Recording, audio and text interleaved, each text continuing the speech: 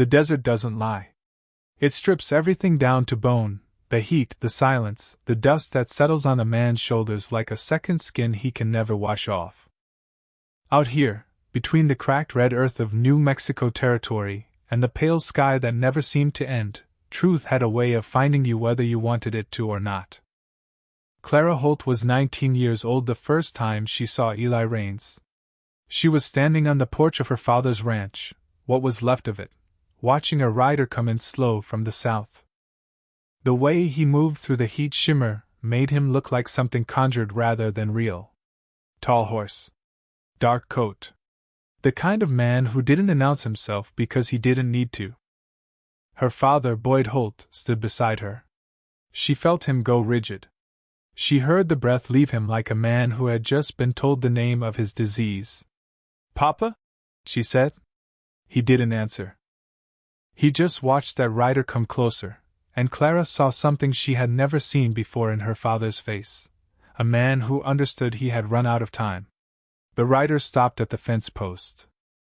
He looked at Boyd with quiet, patient eyes. Then he looked at Clara, just once, and looked away. Like he was filing something away for later. "You know why I'm here," the rider said. His voice was low. Not threatening. Just certain. Boyd Holt nodded. "I know. The debt's due, Boyd. All of it." Her father looked at the ground for a long moment. Then he looked at his daughter. Clara watched something pass across his face. Guilt, love, and something she couldn't name yet. "She stays out of this," Boyd said. The rider looked at Clara again. This time he didn't look away so quickly. "That's not something I can promise," he said. Clara didn't know it then. She didn't know that this quiet, sun-darkened stranger named Eli Raines had been watching over her from a distance for 3 years. She didn't know that the debt her father owed wasn't just in dollars and cents. She didn't know that by the time the sun set on that day, her entire world would be rearranged into something she no longer recognized. And she certainly didn't know that the man her father feared was the same man who had, more than once, kept something terrible from reaching her front door. What would you have done, if you discovered the man your father owed everything to had been protecting you without ever telling you why? Keep watching. Because nothing about this story is simple. The Holt Ranch had once been something worth looking at. 20 years back, Boyd Holt had carved it out of nothing, raw land, raw hands, raw ambition. He'd brought water to it, fenced it, named every hill and gully like they were children. He'd built the house board by board with 2 other men whose names he no longer spoke aloud. He'd raised cattle, raised a daughter, raised himself from a drifting nobody into something that looked, from the outside, like a man who had made good. But the inside told a different story.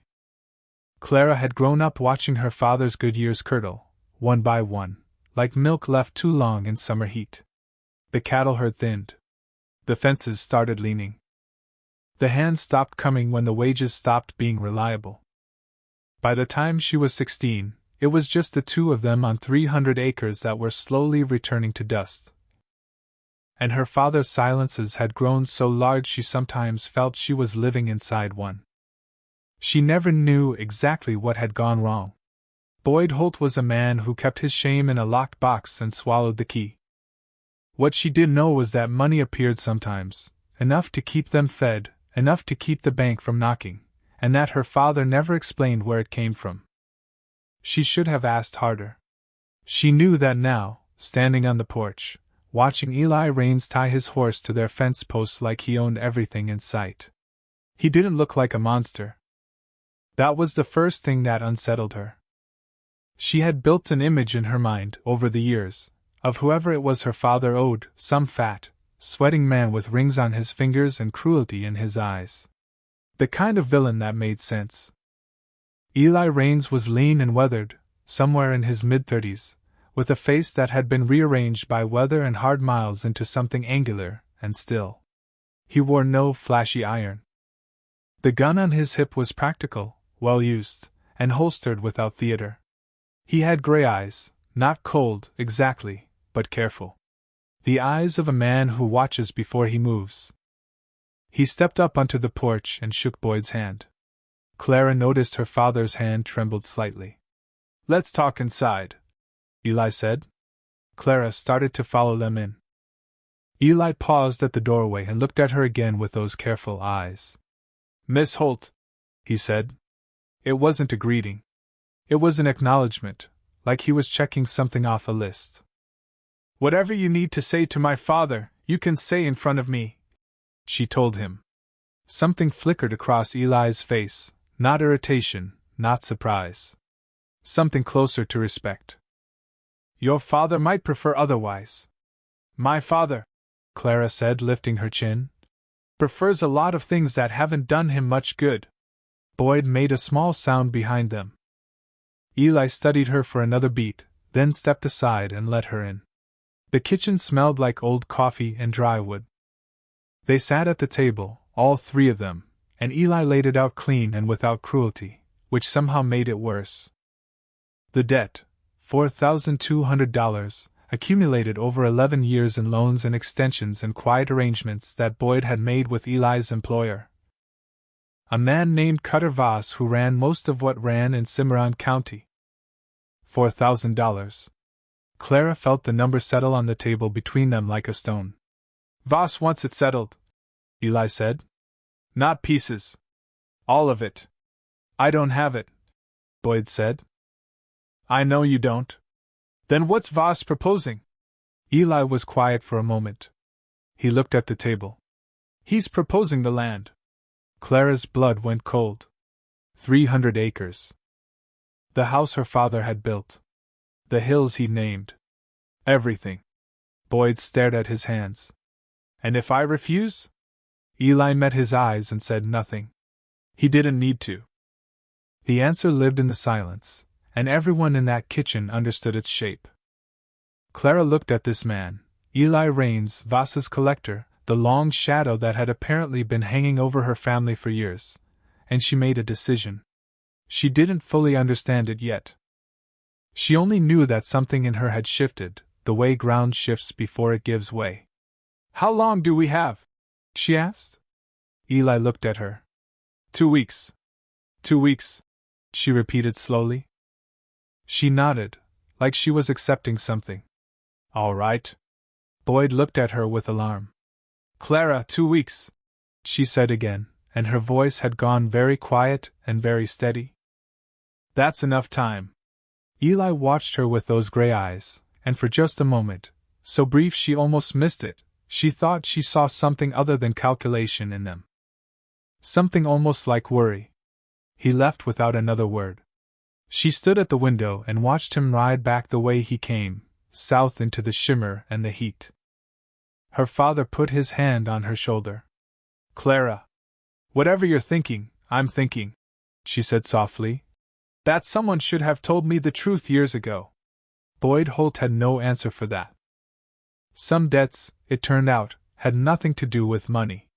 The town of Cimarron sat at the base of a range of low, broken hills like something that had rolled downhill and stopped. It wasn't a pretty town. It was a useful town, the kind that grew up around need rather than beauty. There was a mill, a bank, a saloon called the Red Lantern that served the best whiskey in the county and minded none of the business that happened in its back rooms. A sheriff's office with a cracked window that nobody had fixed in 3 years, and enough dry goods merchants to supply both the honest and the otherwise. Clara rode in alone the morning after Eli's visit, before her father was awake. She wasn't sure what she was looking for. Information, maybe? Leverage. Something. The word 2 weeks had been running circles in her mind all night, wearing a groove, and lying still in her bed while her father's future and her own dissolved wasn't something her nature allowed. The sheriff was a man named Heck Pulliam. He was 63, slow-moving, with a white mustache that drooped at the corners and the general appearance of a man who had made peace with everything he couldn't change. He sat behind his desk when Clara came in and looked at her with the patient eyes of someone who had seen this particular expression, a young woman with trouble in her jaw and fire in her posture. More times than he could count. She told him about the debt. About Voss. About Eli Raines riding out and delivering the ultimatum. Heck listened without interrupting. When she finished, he leaned back in his chair, which groaned like it was suffering, and looked at the ceiling for a while. Cutter Voss, he said finally, like he was tasting the name and finding it predictably bitter. That man's been buying this county piece by piece for the last decade. And he does it all legal, Miss Holt. Every loan signed, every arrangement documented. I've looked. Lord knows I've looked. There has to be something, Clara said. Something, Heck agreed, nodding slowly. Might be. Rumor has it Voss has been extending these arrangements to folks who can't pay, then collecting the land when they fall short. Only problem is, it's all voluntary. Every man who signed did so of his own will. He paused. Including your father, I'm afraid.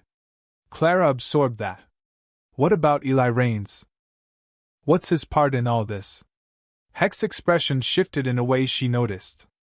Not quite a flinch, more like the adjustment a man makes when a question gets close to something uncomfortable. Eli Raines is complicated, Heck said carefully. Explain complicated. The sheriff looked at her for a long moment. Then he opened his desk drawer and took out a folded piece of paper, worn at the creases like it had been opened and refolded many times. He slid it across the desk. It was a reward notice. 4 years old. Eli Raines, wanted for armed robbery in 2 counties. Clara stared at it. The drawing on the notice looked something like the man she'd seen, or at least, like a younger, harder version of him. That's old news, Heck said. Charges were dropped. Something about witness recantations and a story that changed in court. Voss's doing, most likely. That's how he keeps men like Raines tied to him. He clears their past, and they owe him their present. Clara set the paper down. So Raines is bound to Voss the same way my father is. In a manner of speaking. She thought about that, about the careful, quiet man who had sat at her kitchen table and delivered a sentence that would take her home. Is he dangerous? Heck rubbed his mustache. I've never seen Eli Raines hurt anyone who wasn't trying to hurt him first. That's the honest answer. But in this business, Miss Holt, that's not the same thing as safe. Clara rode back toward the ranch through the midday heat, turning it all over in her mind. The debt. The land. Voss. Raines. The charges that disappeared like smoke and wind. The way Eli had looked at her, not like property, not like an obstacle. Like someone he already knew, and couldn't quite figure out how to approach. She stopped her horse on a rise above the valley and looked down at the ranch, the leaning fence, the tired roof. The 300 acres of hard-scrabble ground her father had poured 20 years into, and something hardened in her chest. Something final. She wasn't going to let Cutter Voss take it. The question was how far she was willing to go to stop him. And whether the answer to that question looked anything like Eli Raines. Eli Raines had not chosen Cutter Voss. That was the truth he lived with, the stone he carried, the thing he turned over in his hands on sleepless nights in whatever room or bunkhouse or patch of open ground he happened to be lying in. He had not chosen this. He had fallen into it at 26, broke and desperate and wanted by men who didn't care much whether they brought him in breathing or not. Voss had appeared like a door opening in a wall, offering safety, offering the erasure of a past that Eli was not proud of but had not, as God was his witness, fully deserved. He had taken the door. Of course he had. A man bleeding in an alley doesn't stop to read the deed. 6 years later, he was still paying rent on that decision. He sat in the Red Lantern that evening, nursing a glass of rye he wasn't really drinking, and thought about the girl on the porch. Clara Holt. He'd known her name for 3 years. Voss had mentioned the Holt property early on, told Eli to make sure Boyd stayed manageable and the land stayed in reach. That was his actual assignment, though it had been wrapped in the language of collections and arrangements. Keep Boyd Holt compliant. Make sure he doesn't run. Make sure he doesn't talk to anyone who might cause complications. What Voss hadn't anticipated, or maybe had and simply not cared about, was that Eli Raines would spend 3 years becoming something closer to a guardian angel than an enforcer. He had intervened twice. Once, 18 months ago, when a pair of men Voss had hired to lean harder on Boyd had ridden out to the ranch after dark. Eli had intercepted them on the road, had a conversation with his fists and his reputation, and sent them back to Cimarron with the message that Boyd Holt was under his personal watch and anyone who moved on that property without his word would answer to him. They'd gone. Men like that understood the hierarchy of menace. The second time was 6 months ago, when a drifter with sticky fingers and bad intentions had been camped on the south edge of the Holt property for 2 nights. Clara had been working the fence line alone that morning. Eli had ridden the drifter off before she even knew he'd been there. He hadn't done these things because Voss asked. He'd done them because somewhere in the account of what Eli Raines owed the world, protecting that girl seemed to land on the credit side. He wasn't sure when it had started feeling like more than obligation. He finished his rye and ordered another, and was staring at the glass when a shadow fell across his table. He looked up. Clara Holt. She was in a plain brown dress, trail-dusted, her dark hair pulled back. She was looking at him with those direct, almost unsettling eyes, the color of creek water, he'd decided, the kind that looks clear until you realize how deep it runs. "May I sit?" she asked. Her voice was steady. He noticed she'd worked to make it that way. "Miss Holt," he said. Not answering, just naming her. Buying time. She sat anyway. "I want to talk about my father's debt." "That's a conversation for Voss." "Voss isn't here." "You are." Eli looked at her. "I collect." "I don't renegotiate." "Then I'll talk and you can just listen." She folded her hands on the table, composed as a judge. "My father has been making payments in silence for 11 years. Whatever arrangements he made them because he believed Voss was offering him a lifeline. Instead, Voss was building a trap. You know that. I can see it in your face." Eli said nothing. Which, she seemed to understand, was its own kind of answer. "I want to know what it would take," she said, "to get my father out from under this." $4,200, Eli said. "That's what it takes. And if I found another way?" Something in his posture shifted. Just slightly. "What other way?" Clara leaned forward slightly. "Voss doesn't just do this with my father's land. He does it with everyone in this valley. I've been talking to people, Mr. Raines. Talking to the sheriff. There's a pattern here, the same arrangement, over and over, with men who can't repay and land that ends up in Voss's name. If someone were to document that pattern, carefully, to the right people." "Stop," Eli said. She stopped. He looked at her with something sharp in his expression, not anger. Something more like urgency. Like a man watching someone walk toward a drop they can't see yet. "You need to stop walking that road right now," he said quietly. "Not because I'm telling you to. Because Voss has ears in this town, and some of them are attached to men who do not share my hesitations." Clara studied him. "Your hesitations," she repeated slowly. He realized what he'd said. He picked up his glass. "Go home, Miss Holt," he said. "Go home and lock your door. And wait for Voss to take everything my father built?" Her voice didn't rise. That was the thing that got him, how steady she kept it. "No. I don't think I'll do that." She stood. She looked at him one more time, that long, reading look, like she was measuring the distance between what he showed and what he was. "You're not what I expected," she said. She walked out.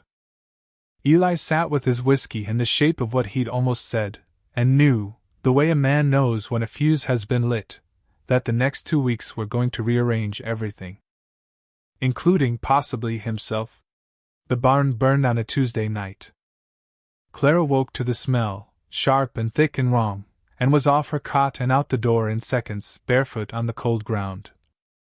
watching orange light eat the sky above the structure her father had built the year before she was born. By the time she got there, the roof was already lost. The horses were out.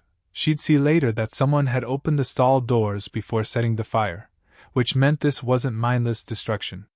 This was a message delivered with care. Boyd came running from the house, and the two of them stood there watching it burn, and neither of them spoke because there was nothing to say that the fire wasn't already saying.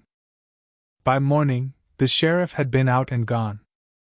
By noon, Clara had made 3 separate visits, to 2 neighboring ranchers who had arrangements with Voss similar to her father's, and to a third man, a retired land surveyor named August Fenn, who had, Clara had learned from a careful conversation with Heck Pulliam, been keeping his own quiet records of Voss's land acquisitions for the better part of 4 years. Fenn was 68, thin as a fence post, with a careful, deliberate mind that had not dulled 1 degree with age. He lived alone on a small property at the edge of town and kept his records in a tin box under a floorboard, which Clara thought was both paranoid and exactly correct. He spread the papers on his kitchen table while she stood and studied them. 14 properties in the past decade. Every one acquired through debt arrangements that looked, on paper, like standard private lending. Every one transferred to Voss within 2 years of the original loan. Every transfer perfectly legal. Every borrower left with nothing. This is enough, Clara said. This is a pattern. Federal Land Commission would have to look at this. Would they? Fenn said, not unkindly. A man named Cutter Voss who's been operating in this territory for a decade? You think he hasn't greased those wheels too? Maybe, Clara said. But he hasn't greased all of them. And 1 honest set of eyes is all it takes. Fenn looked at her with the particular expression of a man who admires something while simultaneously fearing for it. You're Boyd Holt's daughter, all right. He had that same look when he was young. Before the years knocked it out of him. Clara gathered the papers carefully and looked at Fenn. Can I take copies? I made copies 6 months ago, he said. For exactly this kind of conversation. I'm old and I'm tired of watching this valley get eaten piece by piece. He handed her a leather folio. You be careful, young woman. I will, she said. Then she thought of the burned barn. I'll try. She was riding back through the south edge of town when a rider fell in beside her. She didn't reach for anything. She didn't need to look. You've been busy, Eli Raines said. You've been following me. Someone burned your barn last night. Following you seemed like the reasonable response. Clara kept her eyes forward. Was it Voss? Likely one of his men. Not on his direct order. Voss prefers deniability. Just someone sending a signal. The signal has been received. She looked at him then. And ignored. They rode in silence for a moment. The land stretched out around them, dry and enormous, the kind of landscape that dwarfed everything personal until you looked carefully, and saw that every rock and gully had its own specific history. What's in the folio? He asked. She considered lying. Decided against it. Documentation. 14 property transfers. The same arrangement, same process, same man at the end. Enough to raise questions in the right places. Eli was quiet for longer than she expected. Where are you planning to send it? Territorial Land Office in Santa Fe. I know someone there, a friend of August Fenn's. A deputy commissioner who has a reputation for incorruptibility. She paused. It's a long shot. It's a very long shot. It's what I have. They reached the fork in the road where their paths diverged. Eli stopped his horse. Clara stopped hers. She turned to look at him fully, and in the afternoon light she could see the tension in his jaw, the particular quality of a man working through a decision in real time. Voss will know, Eli said. When that letter arrives in Santa Fe, he'll know. He has people at the land office. He'll know where it came from. I know that. And you're doing it anyway. What would you have me do, Mr. Raines? Her voice was very quiet. Watched my father lose everything and call it fate. Let Voss go on building his empire out of other people's labor and desperation? 14 families. She held up the folio. 14 families. Someone has to be the one to stop looking away. Eli looked at her for a long moment. In the silence, a hawk moved somewhere far above, a slow black shape against the pale sky. Give me 3 days, he said. Before you send it. She stared at him. Why? His jaw worked. Because if you send it and Voss's people get to it before it lands in the right hands, you'll have nothing. And Voss will be inside the walls before you know the doors opened. He met her eyes. 3 days. Let me find a way to make sure it arrives safely. Clara studied him, the careful gray eyes, the mouth that said less than it meant, the man underneath the years of obligation. Why? She asked again. Softer this time. Something crossed Eli's face that she couldn't name, old and private, and not quite finished being felt. Because it's time, he said. Past time. He turned his horse and rode. Clara sat at the fork in the road with the leather folio in her hands and the feeling that something enormous had just shifted, quietly, in the dark machinery of the world. The truth was this: Eli Raines had known Boyd Holt long before the debt. Not well. Not as friends. But he had known him, 12 years ago, in a town that no longer existed by the same name, when they were both younger and the world had seemed to offer more exits than it actually did. Boyd had done Eli a favor then, a small, unremarkable kindness that Boyd had likely forgotten within the week. He'd given Eli a meal and a bunk for 2 nights and asked nothing in return when Eli was passing through on his way to a wrong decision. Eli had not forgotten. When Voss had assigned him the Holt account 6 years ago, watch this man, keep this land available, Eli had felt the weight of that old kindness like a hand on his shoulder. He couldn't undo what Boyd had gotten himself into. He couldn't pay the debt or make Voss generous. But he could make himself a buffer. Could position himself between the Holt family and whatever was coming, and slow it down, and hope. He'd been hoping for 6 years. Now he sat in his room above the red lantern and spread out everything he'd been quietly accumulating in the same 6 years. Letters, figures, names, dates. His own parallel record of Voss's arrangements, kept not in defiance but in something closer to self-preservation. A man like Eli knew better than to work for someone like Voss without holding something in reserve. He had enough. Had probably had enough for 2 years. The reason he hadn't moved was the same reason most men didn't move against Cutter Voss. The man had teeth in every office and guns in every county. And surviving the first move meant having no margin for error.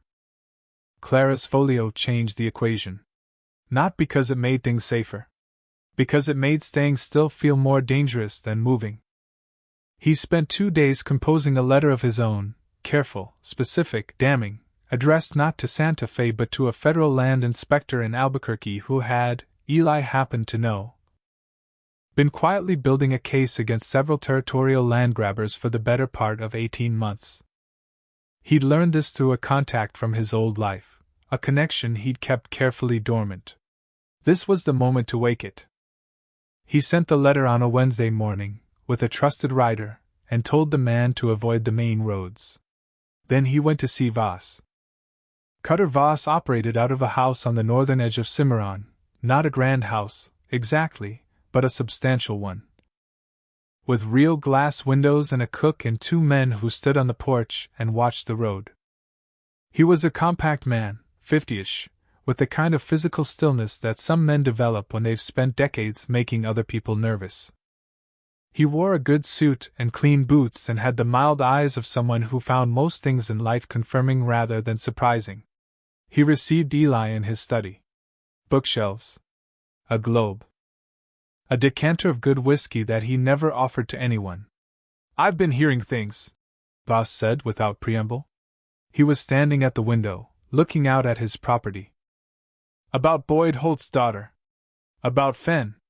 About conversations in the sheriff's office." "I know," Eli said. Voss turned from the window. "And?" And I think it's manageable. Eli kept his voice flat, careful. He was walking a wire that allowed no movement except forward. The girl is frightened and desperate. She's grabbed at whatever she could find. Fenn's records won't hold up as anything more than conjecture. All those transfers were legal. Voss studied him. Voss was a man who listened to words and watched the space around them simultaneously. You've been handling the whole situation personally. Very personally, I hear. I've been managing it. Eli. Voss said his name with a particular weight. I've tolerated your methods because you deliver results. But the whole land is due in 3 days, and I don't want complications from a girl with a folio and a borrowed cause. Do you understand what I'm asking? I understand what you're implying, Eli said. Then imply back to me what you intend to do. The room was very quiet. Outside, a pair of horses shifted and stamped. Eli looked at the man who had owned 6 years of his life and made his calculation. I'll handle it, he said.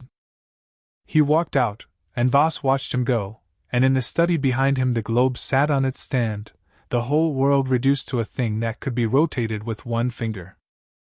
Eli was 3 steps down the porch when one of Voss's men, a wide-shouldered Texan named Cord who had the personality of a rusted hinge, fell into step beside him.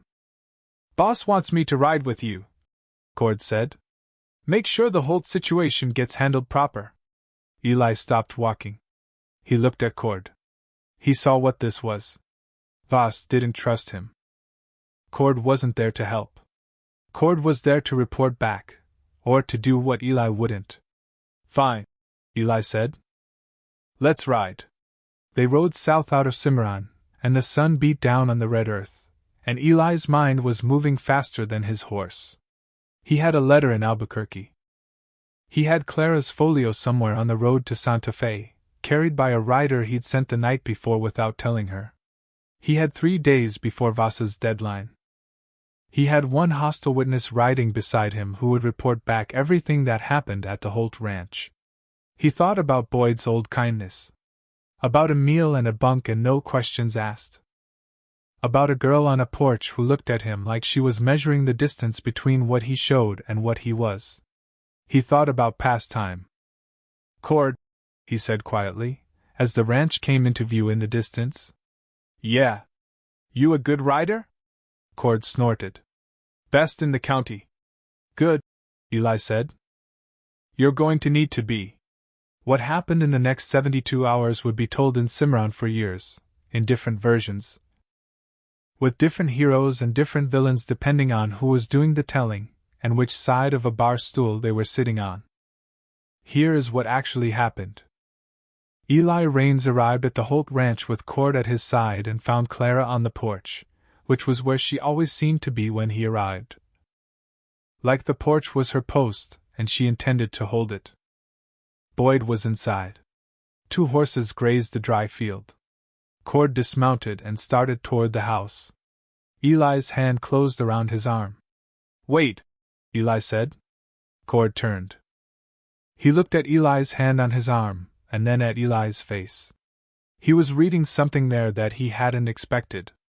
You gone soft on me, Raines? No, Eli said. But I need you to understand something before you take another step. Understand what? That whatever you came here to do, whatever Voss told you in the spaces between his words, it's not going to happen. Not today. Cord went still. He was big and he was capable, and he had no particular moral position on most things that had been asked of him. But something in Eli's voice, that quiet, absolute certainty, made him calculate in real time. Voss isn't going to like that, Cord said finally. Voss, Eli said, has about 24 hours before he becomes someone law enforcement is very interested in speaking with. And when that conversation happens, everyone who acted on his behalf in these final days is going to be standing in a very uncomfortable light. He looked at Cord steadily. That's not a threat. That's information. What you do with it is your business. Cord stood in the dust for a long moment. The ranch was quiet around them. A crow called somewhere. Clara stood on the porch and watched with those creek water eyes. Cord looked at the house, looked at the ground, looked at Eli. Then he walked back to his horse, mounted, and rode north without a word. Eli let out a breath that he'd been holding since Cimarron. He walked to the porch. Clara watched him come and didn't speak until he stopped at the bottom step. Cord works for Voss, she said. He did, Eli said. I think he's currently reconsidering his employment situation. What did you tell him? The truth. Eli reached into his coat and took out a folded paper. The letter I sent to Albuquerque got there this morning. My contact sent a wire back. The federal inspector is already riding. He'll be in Cimarron within 2 days. He held out the paper. And your folio arrived in Santa Fe this morning. I sent it with a rider 3 nights ago, before you could think to talk me out of it. Clara stared at him. You sent it? I gave it to you to make sure it arrived safely, he said. Which it did. A pause. I hope that's acceptable. She came down 1 step. She was almost level with him now, close enough that he could see the exact color of her eyes, that complicated, clear, running deep color he'd been cataloging in his mind for 3 years. You've been doing this for a long time, she said. It wasn't a question. Eli looked at her. He could have deflected. He had developed a very accomplished deflection over the years, a kind of practiced blankness that kept conversations at arm's length. He looked at her and found that he was tired of it. Your father did me a kindness 12 years ago, he said. He probably doesn't remember. It was nothing to him. But I was in bad shape at the time and it mattered.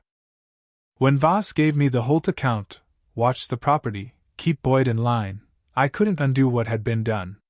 But I could make sure nothing worse happened. Clara was very still. The men who came at night, she said slowly, thinking out loud.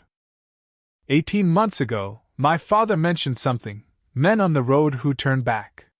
They turned back. And the drifter last spring. He held her gaze. He moved on. She sat down on the step, hard, like her legs had decided they were done. She put her hands over her face for a moment, not crying, he could tell, just absorbing. Just holding the weight of something that was very large and had been present without her knowledge for a very long time. Boyd appeared in the doorway.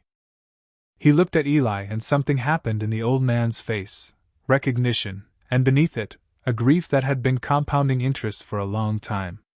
You told her, Boyd said. Part of it, Eli said. The rest belongs to you. Boyd came out onto the porch and sat down heavily next to his daughter. He looked at his hands. Outside, the afternoon was cooling toward evening, and the light was going amber and long, the kind of light that makes everything look like memory. I knew what Eli was doing, Boyd said quietly. Or I suspected. Couldn't prove it. Couldn't ask. He looked at Clara. I should have told you everything years ago. The debt, the arrangements, all of it. I thought I was protecting you. I thought if you didn't know, it wouldn't be real for you. He paused. I was wrong. Everything I kept from you, it landed on you anyway. It just landed all at once, which is worse. Clara looked at her father for a long time. Eli stood at the foot of the porch step and watched, knowing this was not his moment, and had the grace to stay quiet inside it. Then Clara put her hand over her father's. Not forgiving, not entirely, that was a longer road. But connecting. Acknowledging. The federal inspector rode into Cimarron 36 hours later. He was a methodical man who worked without drama, and within 4 days he had secured Voss's records, seized his accounts, and begun the process of unwinding 14 years of land arrangements that turned out to constitute a documented pattern of predatory acquisition, fraudulent in its intent if not its paperwork. It took 3 months. It was not clean or simple. 2 of the land transfers were too old and too layered to reverse. But 12 of the 14 properties, including the Holt Ranch, were the subject of federal review, and in the end, A federal magistrate determined that the original arrangements had been structured to fail. That the loans had been extended with the explicit intention of foreclosing. That Cutter Voss had never intended anything except to own what other people had built. Boyd Holt kept his 300 acres. Cutter Voss spent the better part of his remaining years in correspondence with territorial courts and never, to anyone's knowledge, owned another piece of property in New Mexico. Heck Pulliam finally got his window fixed. Eli Raines gave a deposition in November, which required him to account for his 6 years in Voss's employ. It was not a comfortable document to produce. There were things in it that he was not proud of, debts of his own that the deposition did not fully settle. The federal inspector thanked him for his cooperation and noted carefully that the record of his interventions on behalf of the Holt family and others had been considered. He was not charged with anything. That, too, was complicated, not triumphant, just factually true. There were men who felt he deserved worse and men who felt he deserved better, and the truth probably lived somewhere between their arguments. He came back to the Holt ranch in December, when the air had gone cold and thin and the hills had taken on that winter color that was almost purple in the late light. Clara was mending fence in the east field. She saw him coming and kept working until he was close enough to speak to, which he took as characteristic and almost smiled at. "I didn't know if you'd come back," she said. "I wasn't sure either," he said honestly. She looked at him. "Are you free?" "From all of it, the deposition, the legal business?" "As free as I'm going to be." She straightened from the fence post. She looked at him with those eyes that always seemed to be reading something slightly deeper than whatever the surface offered. "My father wants to know if you'd stay for supper," she said. It was a small thing. The kind of small thing that was not small at all. Eli felt something in his chest, not drama, not resolution, just the quiet recognition of a moment that had arrived after a very long road. "I'd be grateful," he said. They walked back toward the house in the cold December light, and the 300 acres stretched around them. And the hills that Boyd Holt had named when he was young enough to believe that naming things was the same as keeping them cast their long shadows over the ground that was, still and finally, theirs. The fence that Eli had kept from burning. The family he had circled for years like a man who doesn't know how to come in out of the cold. Home, it turned out, wasn't a thing you owned. It was a thing you returned to after being honest enough about who you were to deserve the walk back. Later, people would ask Clara Holt what she thought when she finally understood everything, the years of quiet watching, the intercepted threats, the slow, patient vigil that Eli Raines had kept around her family's life. She always gave the same answer, and it was never quite what people expected. She said she felt two things at once, and that both of them were true. The first was gratitude, not the clean, simple kind, but the deep and slightly painful kind that comes when you understand how much you didn't know about your own survival. That somewhere in the machinery of a world that had been trying to grind her family down, there had been a quiet hand working the gears in the opposite direction. That the meals they'd eaten, the mornings they'd woken up, the fence that still stood, all of it had been partly authored by a man who never announced himself and asked for nothing. The second thing was anger. Not at Eli, or not entirely, not ultimately. But at the shape of a world where a kindness like his had to be secret to exist. Where a man could spend years protecting a family and never be able to say so, because the language he operated in didn't have room for it. Where the same system that let Cutter Voss take 14 families' land was the system that had once backed Eli Raines into a corner where owing Voss was the only door left open. Two things, both true. She didn't resolve them. She didn't think they were the kind of things that got resolved. She thought they were the kind of things you carried and learned to carry better over time. Boyd Holt lived another 11 years, long enough to see the fence repaired properly, and the herd rebuilt, and his daughter become something formidable. He and Eli never spoke much about the old debt, not because it was forgotten, but because some things get paid in a currency that doesn't have a name, and both men understood the balance. Eli stayed. That surprised some people. It didn't surprise Clara. He was not a man designed for ease. There were nights when the old weight of his history pressed down on him, and he sat on the porch in the dark and had the kind of quiet conversations with himself that men like him have when no one is watching. Clara would sometimes come out and sit with him and say nothing, which was the exactly correct thing, and over time he came to understand that being known, really known, the uncomfortable and complete version, was not the same thing as being diminished. The ranch grew. Nothing dramatic. Just the slow, steady growth of people who are paying attention and doing the work. What I want you to remember about this story is not the drama of the last few days, the burned barn, the letter to Albuquerque, the moment on the road when Cord turned his horse and rode away. Those were the loud moments. Every story has loud moments. What I want you to remember is the quiet.